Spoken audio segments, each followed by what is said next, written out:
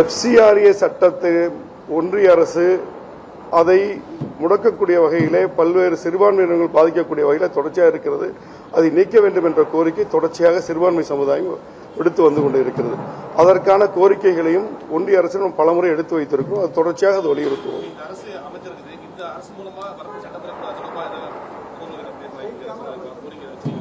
இல்லை, இன்றைக்கு வைக்கப்பட்ட கோரிக்கையில் எஃப்சிஆர்ஐ குறித்து எந்த கோரிக்கை வைக்கப்படவில்லை. இருந்தாலும் அதனை குறித்த கோரிக்கைகளை மத்திய அரசை அமைச்சரை சந்திக்கும் போது அந்த கோரிக்கை எடுத்து வைப்போம்.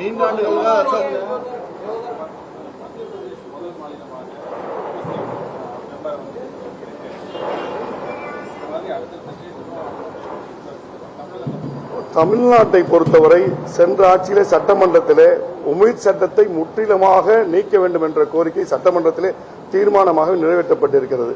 புதிதாக அமைந்திருக்கக்கூடிய ஆட்சியும் உமீத் சட்டத்தை முற்றிலுமாக திரும்ப பெற வேண்டும் என்று கொள்கை அடிப்படையில் முடிவு செய்திருக்கிறது. அதையும் வலியுறுத்துவோம்.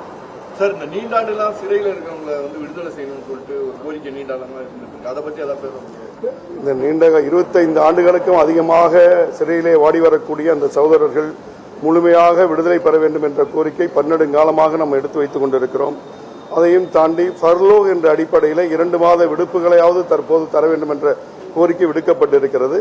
தற்போது மாண்புமிகு முதலமைச்சரிடத்திலும் அந்த வேண்டுகோளை வைத்திருக்கிறோம். விரைவில் அவர்கள் அந்த ஃபர்லோ என்ற அடிப்படையிலே விடுதலை ஆவார்கள் என்று நம்புகிறோம்.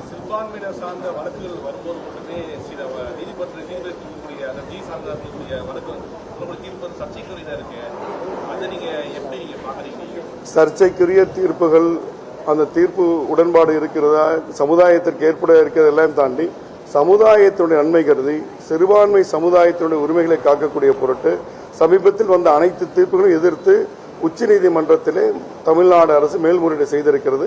வழக்கு உச்சநீதிமன்றத்தில் இருக்கிறது. இன்று கூட ஒரு மதம் மாறி வந்திருக்கக்கூடிய சகோதரர்களுக்கு 3.5% இடஒதுக்கீடு வாய்ப்பில்லை என்ற தீர்ப்பை எதிர்த்தும் இன்று மேல்முறையீடு இன்று உச்சநீதிமன்றத்தில் செய்யப்பட்டிருக்கிறது. தமிழக அரசு சார்பாக செய்யப்பட்டிருக்கிறது. நன்றி, வணக்கம்.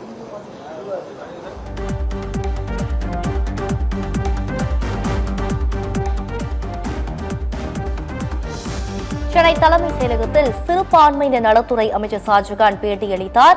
எஃப்சிஆர்ஏ சட்டத்திருத்தத்தை கொண்டு வருவதற்கு மத்திய அரசு முயற்சி செய்து வருகிறது என்றும் அமைச்சர் ஷாஜகான் அந்த பேட்டியில் தெரிவித்துள்ளார்.